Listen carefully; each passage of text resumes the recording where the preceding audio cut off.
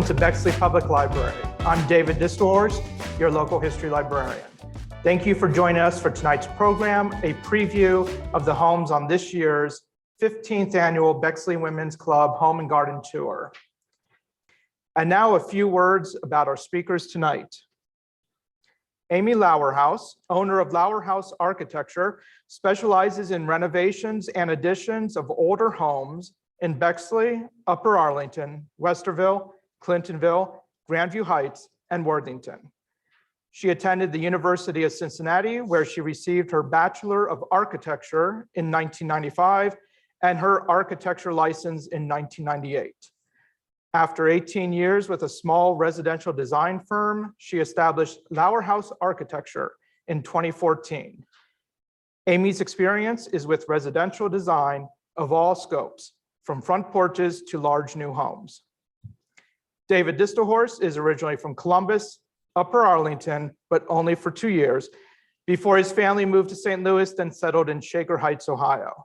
With a Bachelor of Arts in Visual Communication from Ohio University, he was a photojournalist at newspapers across Ohio before attending Kent State University for his Master of Library and Information Science. He has been a local history librarian in Ohio for 5 years. And a reminder that this year's Bexley Women's Club House and Garden Tour will be on June 5th, a Sunday, and go online and get your tickets today.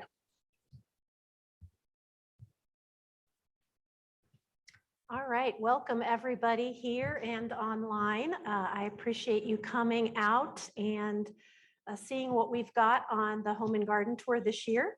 For those of you here, I handed out this is actually a poster of American house styles.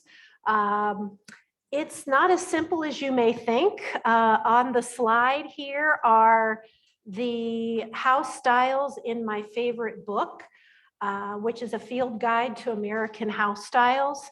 And each of those styles has sub-styles as well. So it's can be a complicated thing to determine the architecture of a home.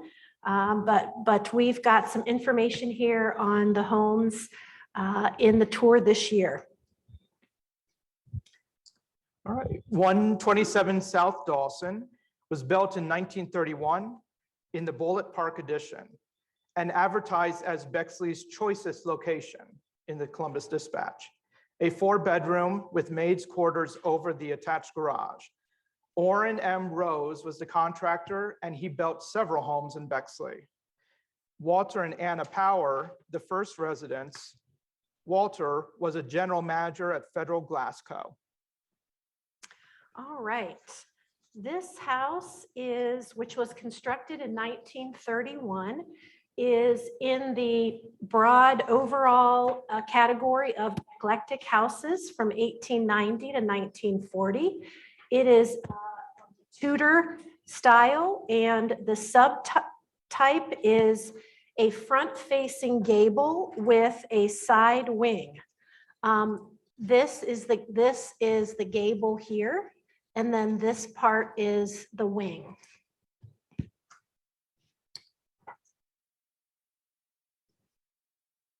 And here you can see the 7 different subtypes in the Tudor style. And this is the, right here, the front-facing gable with the wing.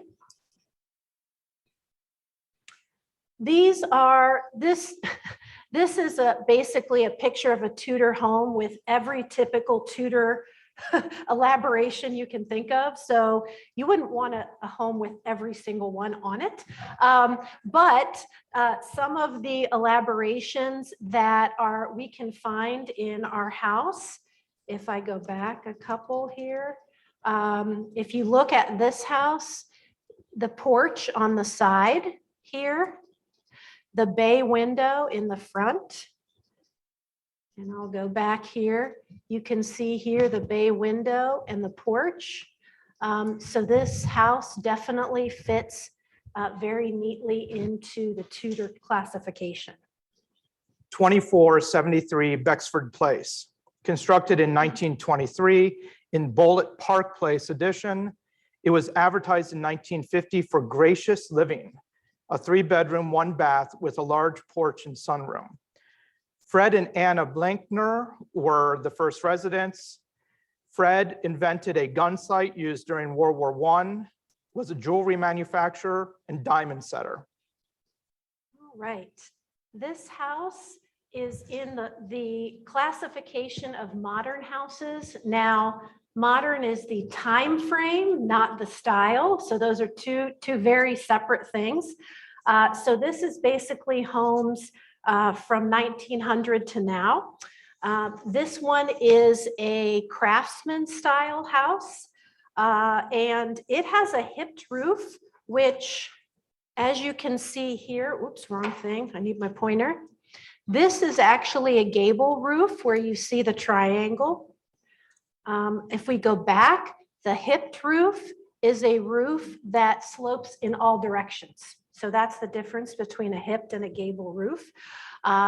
It's unusual for a craftsman style house to have a hipped roof. Actually, less than 10% of craftsman style houses have a hipped roof. So this is a fantastic house in Bexley and really a rare gem in the craftsman style. Here you can see that it is, here's your hipped roof sub-style here. And these are just one page actually of typical elaborations on a craftsman house. Craftsman houses typically have a lot of great detail on them. Some of the things that this house has is the exposed rafter tails here. And that's where the roof structure hangs out over the wall and you can see it from up underneath. It's a great, great detail. It also has one of the most common things to recognize a craftsman house is the tapered columns that flare out. And so you can see all the different variations just of a tapered column. And then it also has, you can see very large dormers. So if we go back to the actual house, you can see the large dormer right up here are the rafter tails. And then you can see the tapered columns here as well. 2080 Clifton Avenue, constructed in 1926 on the Nelson land, which was west of the Bullitt Park addition. It was on the Jeffrey estate of Robert H. Jeffrey. The first resident was the private estate manager, Homer Welsh. He was followed by the Jeffrey chauffeur, William McGuire. In 1941, the Jeffrey family donated the mansion and the land to the city of Bexley for a park. At that point, the city of Bexley had the custodian as a resident, and later the supervisor of the Bexley Recreation Department lived in the cottage. In 2006, it opened as the Bexley Historical Society Museum. The museum will be open on tour day.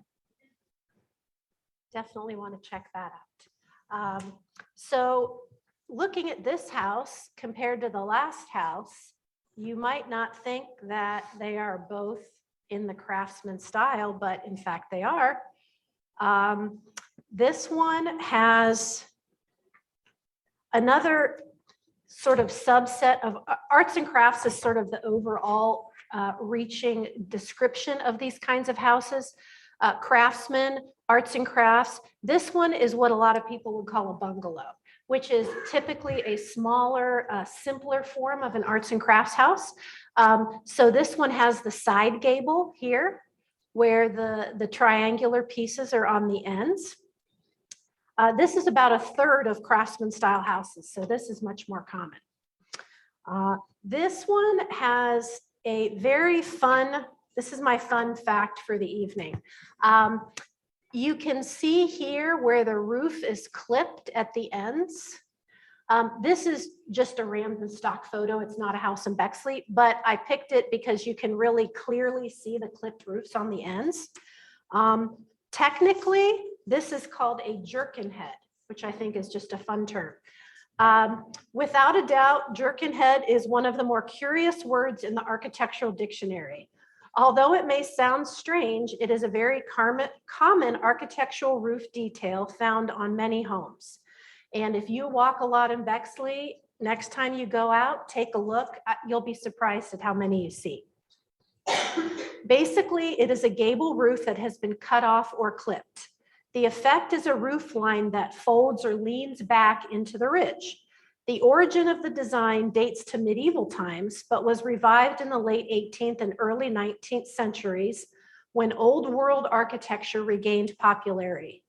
The origin of the name is even more unique than the style. While head refers to the top or ridge of the roof, jerkin is a reference to a 16th century medieval sleeveless jacket that was worn as an outer garment for men. The cut-off sleeve concept was then transposed to the gables being cut off, resulting in the jerkin head trim. There is no shortage of alternative and sometimes strange names to decide this unusual roof detail, including shred head, half-hipped roof, clipped gable, and snub gable. The truncated detail has two benefits, one aesthetic and one functional. Aesthetically, the jerkin head reduces the mass of the potentially imposing gable on the ends. And functionally, the reclining gable actually reduces wind uplift. 2406 North Havenwood, constructed in 1929 in the Bexley Plaza edition, was advertised as picturesque. Dr. Waldemar O. Descher was the Dean of Faculty at Capital University, the head of the Department of Philosophy, and a graduate of Capital who was on the faculty since 1918. If you remember back to our first house on South Dawson, that was a Tudor with a front wing, and this one is the same. It is a Tudor with the front gable and the wing, which is this one right here. However, this is a much simpler version of a Tudor. Oops. And let me see if I go back to this Tudor elaborations. This one has the sweeping curve on the side that the first style, if you can see here, oops, no, go back the other way. The eaves are even. So on both sides, you can see here and here, it's one single gable, but on our smaller, simpler Tudor, the front-facing gable has a curve, which is very common in the Tudor style. Here we go. This was the one I was looking for. So you can see right here, it's hard to read, but that's what it says, is the Tudor, the front-facing gable with the sweeping curve. And this one would be very similar to as far as the style of this Tudor house. 726 Montrose Avenue in the Writer's Edition was constructed in 1922. With 6 rooms in the 1920s, it was advertised as 7 rooms in the 1940s. It was the home of Capital University professor and head of the mathematics department, Simon A. Singer, who was at Capital for 19 years.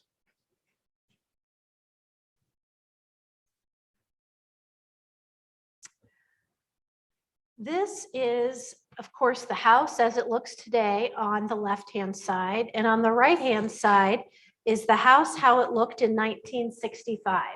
This picture is from the MLS listings, which were the real estate listings, and I'll talk a little bit about that a little bit later, but they are all digitized on the Columbus Library's website, and they're a lot of fun to look at. This one is, so what I wanted to show here was for my job, I sort of look at homeowners as caretakers of the home for that period of time. And when I'm talking to clients about designs, I am always thinking about what would be the best thing for not only their family, but perhaps for future families as well. This was interesting. This front piece, I'm guessing when the home was built, was an open porch. And then at some point before 1965, somebody screened it in. And then at some point between 1965 and the current house, somebody actually enclosed it. So this kind of shows you a little bit of how houses can change over time. This is called a styled house. This was constructed in 1992 or 1922, I'm sorry, but styled houses typically didn't start till about 1935. This is the description of a styled house is it can be called American vernacular. It can be called builder. This one I would call a four square. If you take off the front, it's basically kind of just a cube, and it has 4 rooms. A lot of homes were built that way. And this is one of those examples of a builder style from 1895 to 1930, the American four square. 2703 Brighton Road was constructed in 1952 in the Bexley Highlands edition, which advertised larger lots and higher restrictions.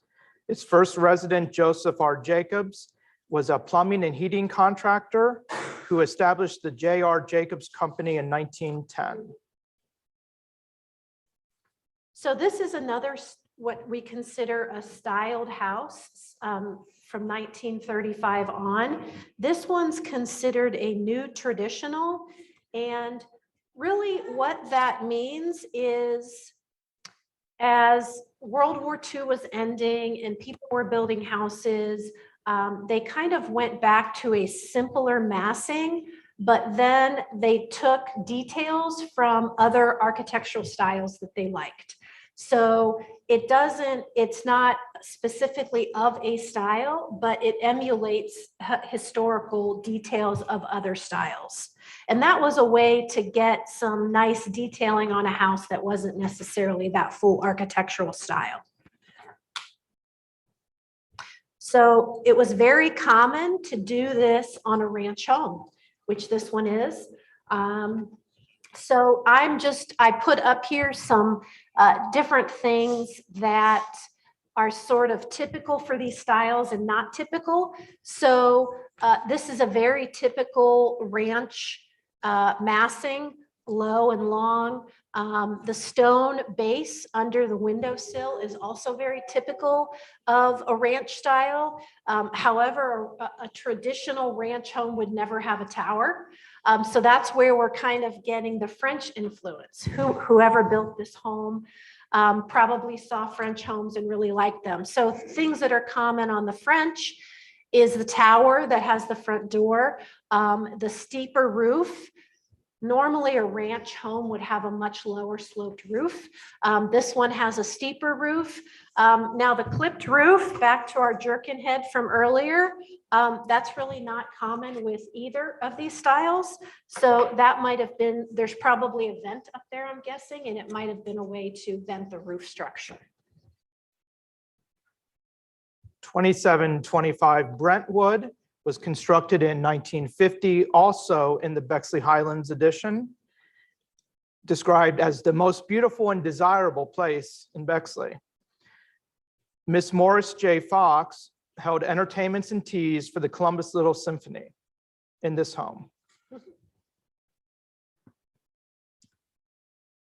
I wanted to read a little bit about sort of that American vernacular builder style, just to give you a little bit of background for that. Because the previous one and this one are both in that class. The working class homes of the late 19th and early 20th centuries, homesteads, four squares, cottages, and bungalows are long on function and short on architectural grandeur. With their middle-class size and relatively plain finishes, they share a very common social context. They were starter houses for the up-and-coming homeowner class of several generations past, and they are great in number. We see them every day.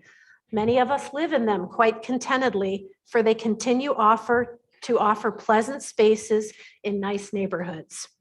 Those that defy style classification may simply just be called builder style, a term that pays tribute to the crucial role that speculative developers, plan book designers, and mail order houses played in putting homes on the building lots of America's cities. So this one, you can see a lot of similarities to the previous home. Again, it's trying to emulate the styles of the historical styles. This one is much closer to French. It has a little bit steeper roof. It has full stone, where commonly a French eclectic house would have full stone. One thing you can't see on this picture, but the sides of the home are brick, which actually would not be typical for a French home, but it has the tower in the middle with the front door, and it's very similar to the one we just looked at. Going back to the MLS listings on the Columbus Metropolitan Library, the website is here on the slide. These are actually two homes from the, I don't know why that text was so small. I'm gonna have to go up there and read it. But the one on the left, Bexford Place. yeah, is the Dawson one, the South Dawson house. This was from 1965, the real estate listing. The house sold for $23,500. And you can see that one has had an addition, a nice addition to the left side. This whole area has been enlarged since then. But still, they kept and added the fantastic clay tile roof that's on that house. This is the Havenwood Park Tudor, the simple Tudor. It looks virtually exactly the same as it does now, which is great. The only difference is they had two doors here. I'm not quite sure why. So at some point, somebody changed this to a window, which I think makes sense. This one is from 1967 and sold for $25,800.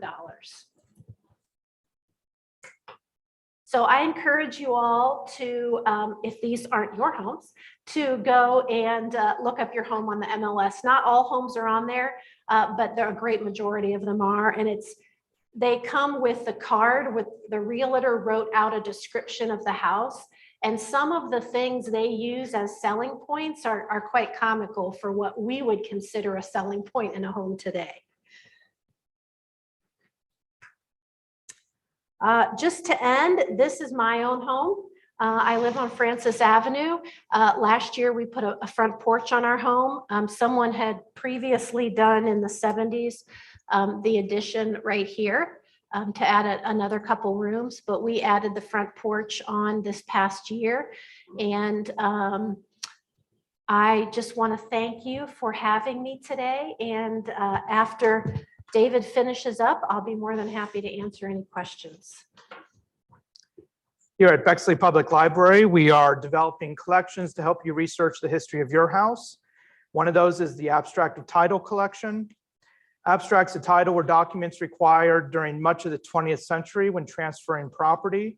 Created by abstractors of title, they are summaries of the documents on file with the Franklin County, Ohio Recorder's Office and trace the history of a plot of land back to the early 1800s, noting when and from whom to whom the property was transferred.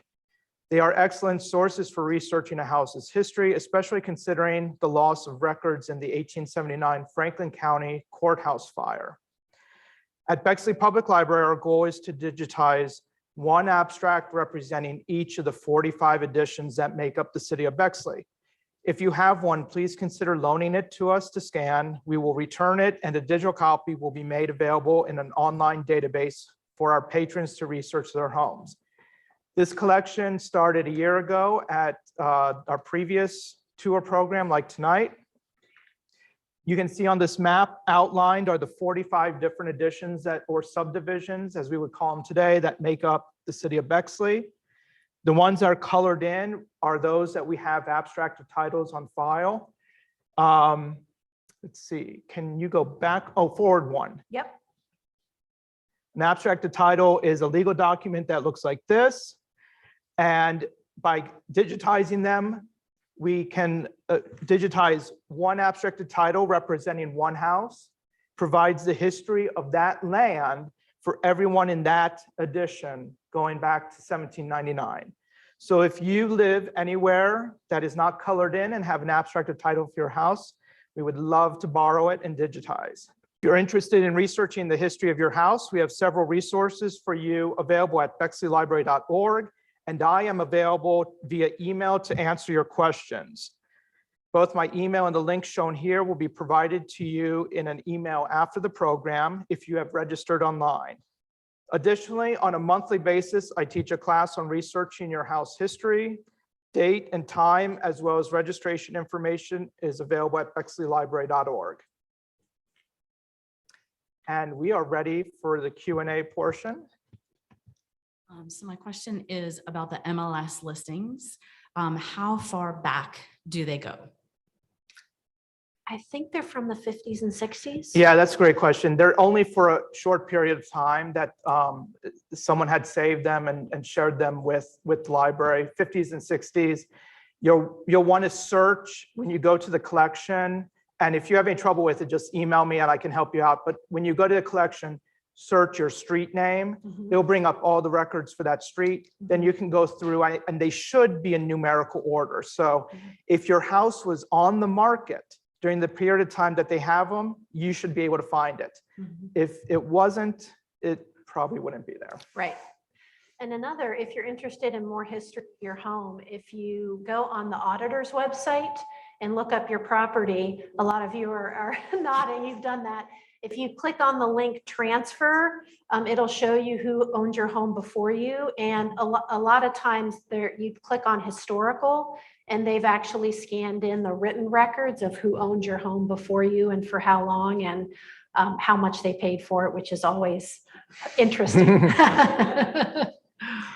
How much they paid for it will also include the values as they change for tax purposes. Right. And before the auditor put all the records online, starting in about 1999, they used something called a parcel history sheet that they recorded this all on.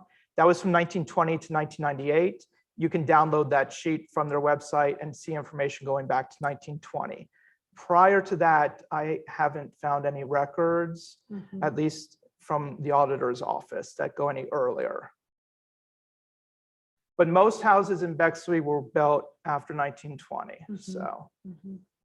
This isn't can you hear me? This isn't a question, but I just wanted to mention that the Bexley Historical Society Cottage, they have a new exhibit this time in honor of Lori Lee Schaefer, Bexley's Miss America. I think it's her 50th anniversary of when she became Miss America. So there is new stuff there. Even if you've been to the cottage before, it would be worth another visit.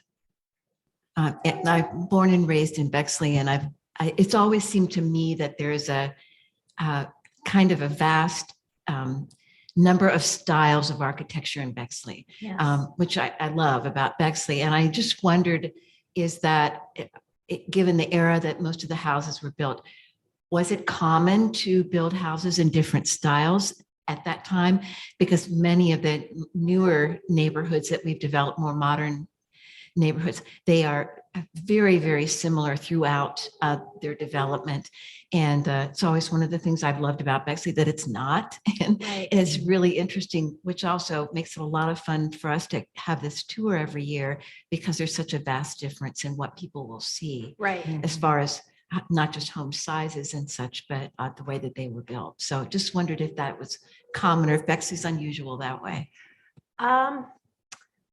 I don't know whether I would say Bexley's unusual, but yes, newer developments typically have a more cohesive design style for better or worse. A lot of times because they're built by the same developer. And so, you go in and you pick a lot and you can pick, one out of 6 floor plans or something like that.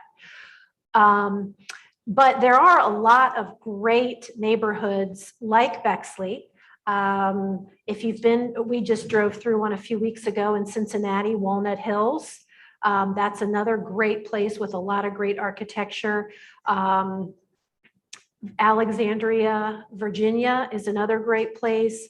Bay Village up in Cleveland, another great place. And certainly, places here like Clintonville, Upper Arlington, those neighborhoods also have wonderful diversity of architecture, which I think, if you ask most people why they love Bexley, that's always at the top of the list with trees, big mature trees and good school systems and the variety of architecture. Even myself, I never get tired of walking the neighborhood just because I see something new every time. So to add to that, to return to the map, Bexley developed from the west to the east. The first big building boom was the 1920s. That was slowed with the Depression in the 30s and World War II. And the next big building boom came along in the 1950s. Each time a different addition was mapped out, it would come with its own restrictions. So there are, based on the addition it's in, there are going to be differences set back from the street, other things that are delineated by the addition at the time period that addition was created and those houses were built. This would be a perfect point to plug another program. On August 10th, which is Bexley Day, the anniversary of the Bexley Charter, August 10th, 1908. We have a program here at the library called Mapping Bexley, and I will be taking you with maps from when Bexley was nothing more than a Lum Creek to how it shaped out over time. And it's amazing when you see older pictures. I was at the high school yesterday for a meeting with the facilities manager, and in his office, he had a picture from, I think it was 1937. And I did not realize, and maybe some of you already knew this, but the Cassingham Elementary was built first, and then the high school was built, and then the middle school was built to fill in the middle. His picture has the two, the high school and Cassingham Elementary, but not the middle school. And what was even more interesting was you can see the football field behind, and then on Stanwood facing the tennis courts, there's maybe 3 houses, and then behind that, nothing. There's nothing there. And I just couldn't stop looking at the picture. It's just so amazing. I mean, there were not even any trees. It was just nothing. So it's amazing how far we've come in 100 years. While we're giving some people time to think of any other questions, can you reiterate some information about the Bexley Women's Club House and Garden Tour? Again, like when is it, and what we can get from that experience? The tour begins at 10 a.m. on Sunday, June 5th. It goes till 4 p.m. And with a ticket from the Bexley Women's Club, you can purchase them on their website. You will be able to tour the homes, the insides of the homes that we talked about tonight. Additionally, there are 2 other homes on the tour that you will be able to see the gardens of. You can also stop by the Bexley Historical Society at the Caretaker's Cottage and receive a guided tour of the museum. And Love Your Alley will be at. And the ticket comes along with a guidebook with a lot of information, and you'll be supporting the scholarships that the Women's Club grants each year. For those at home, you can purchase tickets at Graders or Johnson's starting on May 22nd. And will you have tickets available day of purchase at CSG? At CSG. Tickets available day of purchase at CSG. How much are they? How much? $30 a ticket. Question about one of the last ones you showed on the slideshow. It was 1950s kind of French style, and it had a stone face, full stone face. Yes. Is that a facade or is that solid stone wall? I couldn't tell you without going inside. Typically, stone homes, and this was built in the 50s, so I would assume that the stone is real stone. You know, we do a lot of synthetic stone now. Synthetic stone has come a long way. It looks way better than it used to. This is real stone, I would assume, and typically either you can have a frame wall with a stone veneer, or you can have a masonry wall, which would be either brick or hollow clay tile that is the backer for the stone. Yeah. Okay. All right. Thank you for attending. And for those registered, you will receive an email with the recording. It will also be on our YouTube channel. Thank you all very much.